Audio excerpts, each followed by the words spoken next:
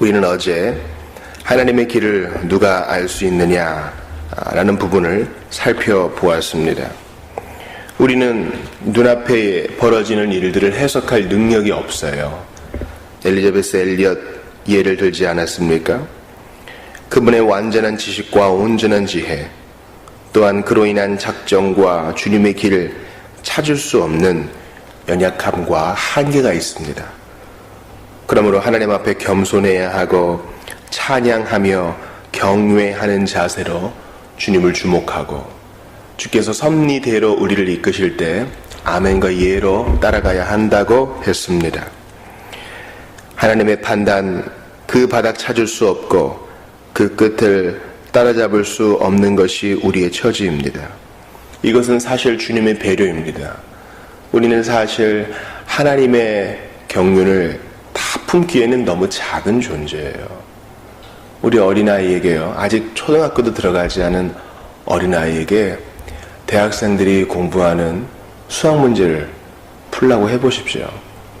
한자와 기타 외국어가 가득한 문서를 읽게 해보십시오. 그들은 감당할 수 없어요.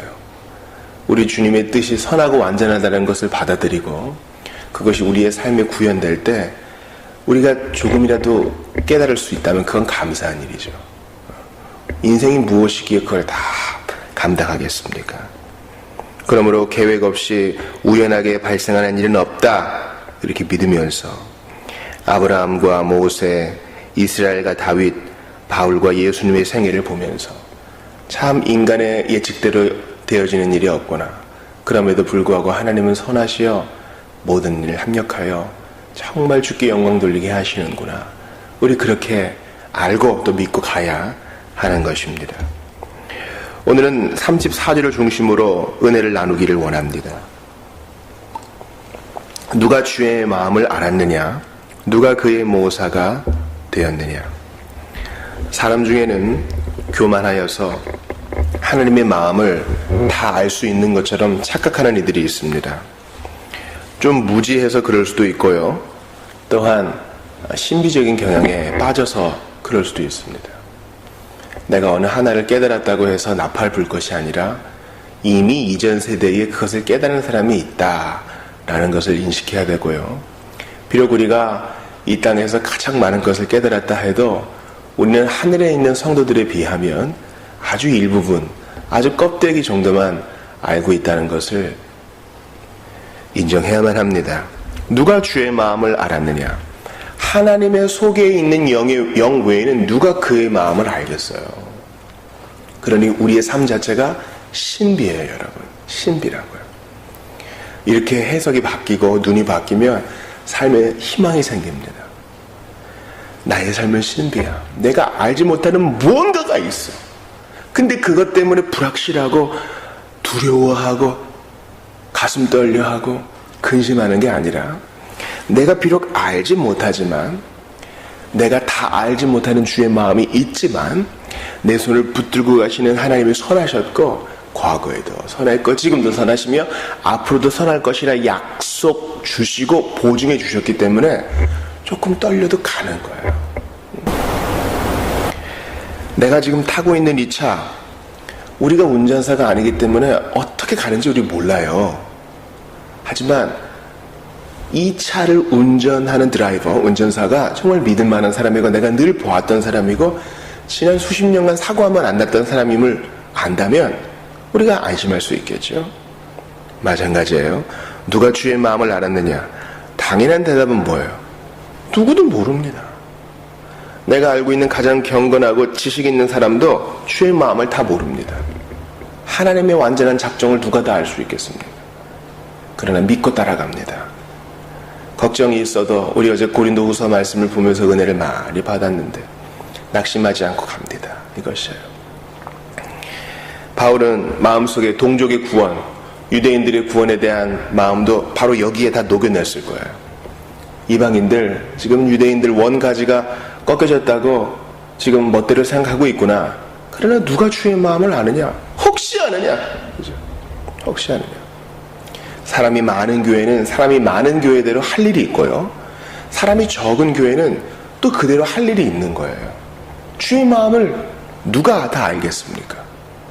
어떤 사람은 이렇게 생기게 해주시고 또 어떤 사람은 저렇게 생기게 해주시고 어떤 사람은 키가 크게 어떤 사람은 작게 어떤 사람은 수리 능력이 뛰어나게 어떤 사람은 언어 능력이 뛰어나게 어떤 사람은 봉사하고 헌신하고 구제하는 일에 뛰어나게 어떤 사람은 물질적인 것을 잘 다루는 능력을 주시고 주님은 각각 다르게 일하셔요. 도대체 이렇게 합이 안 맞는 사람들을 주님이 교회로 불러 모으셨는데 야 뭘 하시려 그러나 이거 싸움이 안 날려나 그런 생각할 수 있죠. 누가 주의 마음을 알았느냐. 하나님은 반드시 선을 이루시니 우리가 기대감만 저버리지 않으면 돼요. 믿음을 저버리지 않으면 되는 거예요. 악인들이 형통하잖아요. 시편 기자 어렵게 하는 거 있잖아요. 악인들이 막 올무를 놓고 함정을 파는데 당장 벌을 안 받아요. 지금 이 땅을 보세요. 어제도 새로운 술탄이 나타났다. 터키의 민주주의가 점점 기울어지고 한 집권자가 오랫동안 장기 통치하면서 그늘이 드리워지고 있다. 이런 얘기가 있지 않습니까? 그뿐이에요. 전 세계에서 억압당하는 일들이 얼마나 많이 있어요. 불의가 얼마나 많이 있어요. 그러나 하나님께서 잠시 잠깐의 이러한 어두움을 통하여 무슨 일을 하실지 누가 감히 예측할 수 있겠습니까? 날씨도 막 틀리는 이 세상에 우리는 우리의 한계를 인정해야 합니다. 누가 그의 모사가 되었느냐? 그분의 상담가가 될 사람. 저 이렇게 하시지요. 컨설턴트가 딱 주님의 하시는 일들을 보면서 먼저 재무구조, 세상의 물질을 잘 다스리시는가, 또 주님의 위기관리 능력, 누가 감히 평가할 수 있겠어요? 우리는 이렇게 감히 대답할 수 없던 사람을 생각할 때 욥기를 떠올리게 됩니다. 하나님이 긴 침묵처럼 보이는 시간 가운데 마침내 욥에게 나타나셔서 폭풍우 속에서 말씀하십니다. 무지한 말로 세상을 어둡게 하는 자가 누구냐? 여러분, 말이 폭풍우죠? 한번 생각해 보세요. 미국의 허리케인 생각해 보세요. 또 여름마다 우리를 힘들게 하는 태풍 생각해 보시라고요. 엄청난 바람, 번개가 번쩍번쩍거리고요. 모든 걸 다 휩쓸어 버리는 그 장엄함 앞에서 하나님이 다 나타나셔서 물어보셔요. 무지한 말로 생각을 어둡게 하는 자가 누구냐? 욥과 친구들 할 말 없어요. 무지한 말로. 비록 욥이 자신이 옳다고 생각하는 것을 변호했다 할지라도 그는 여전히 무지한 말을 뱉은 것입니다. 세 친구, 즉 엘리바스와 빌닷과 소발은 말할 것도 없고요. 지혜로우신 하나님 앞에서 그들은 겸손했어야만 했습니다. 욥기 42장에도 유명한 고백이 있죠. 제가 한마디도 대답하지 못하겠습니다. 오히려 회개할 뿐입니다. 이것이에요. 여러분, 우리 주님은 우리에게 질문할 수 있는 자유를 주셨다 그랬죠? 그러나 이것을 함부로 오용하면 안 돼요. 주님은 우리에게 의심을 허락하셨습니다. 질문을 던질 권리를 허락하셨어요. 그러나 그것마저도 겸손과 그것마저도 경외의 자세로 해야 되는 것이에요.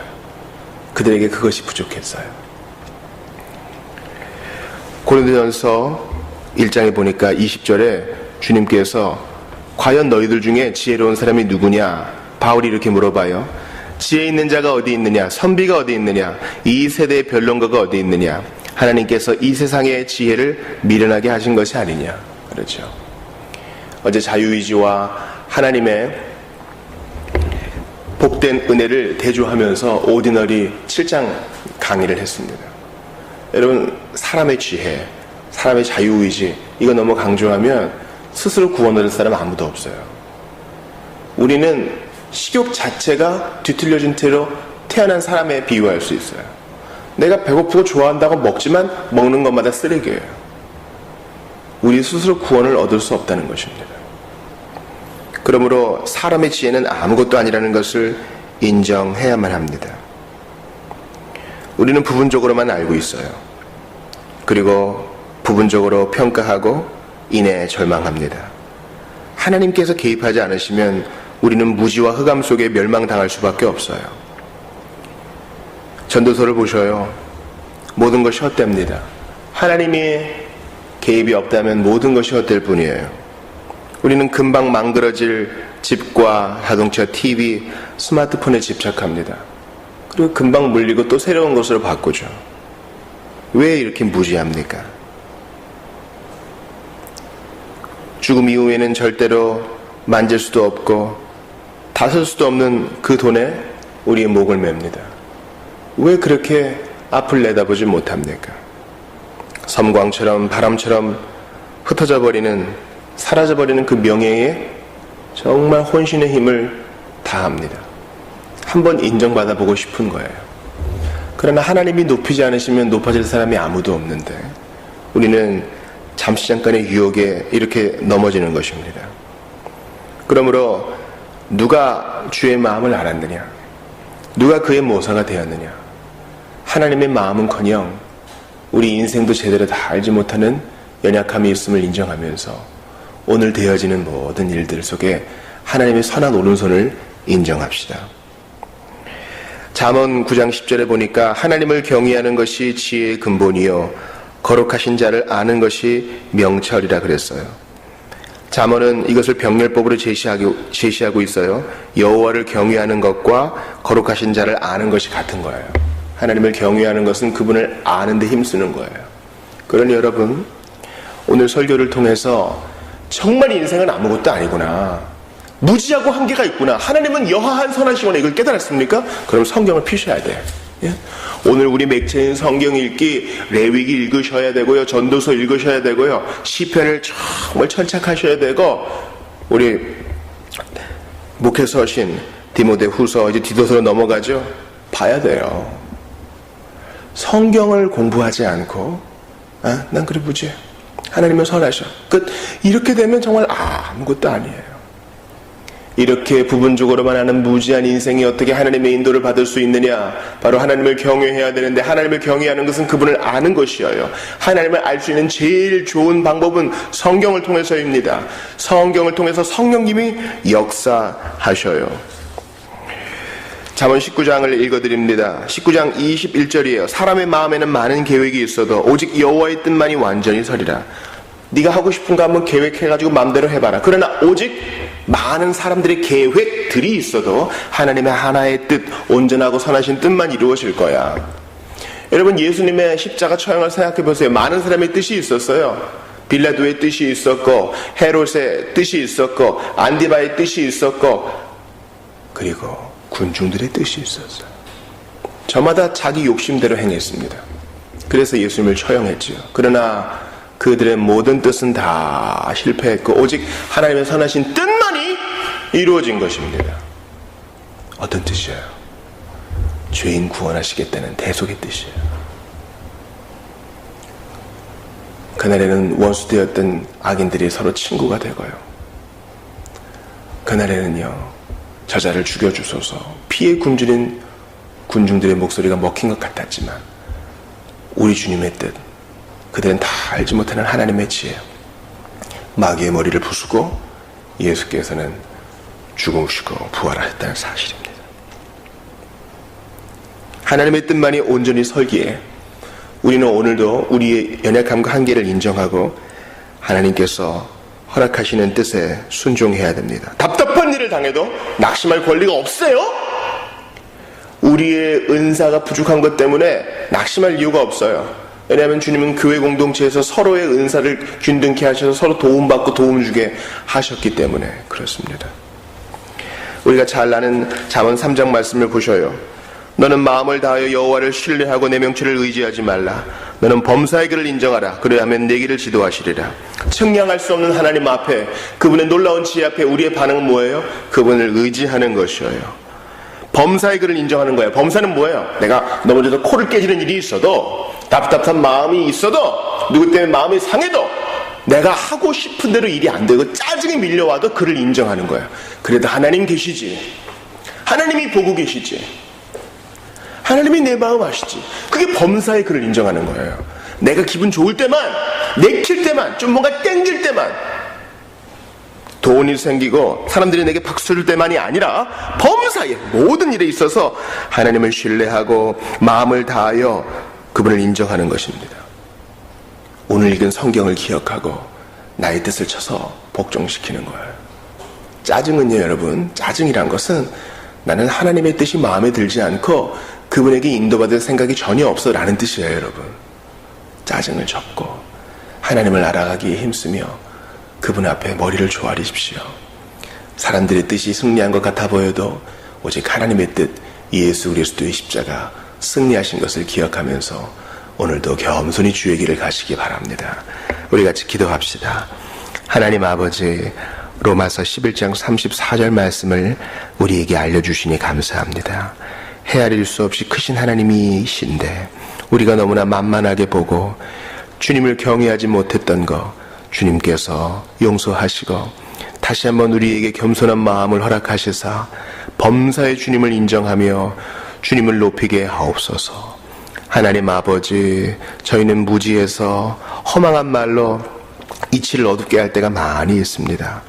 다 인생을 해석하지 못하고 하나님의 뜻을 해석하지 못할 때에도 주님을 경외하고 인정하며 성경을 묵상하고 앞으로만 나아가는 우리 모두가 다 될 수 있도록 도와주시옵소서.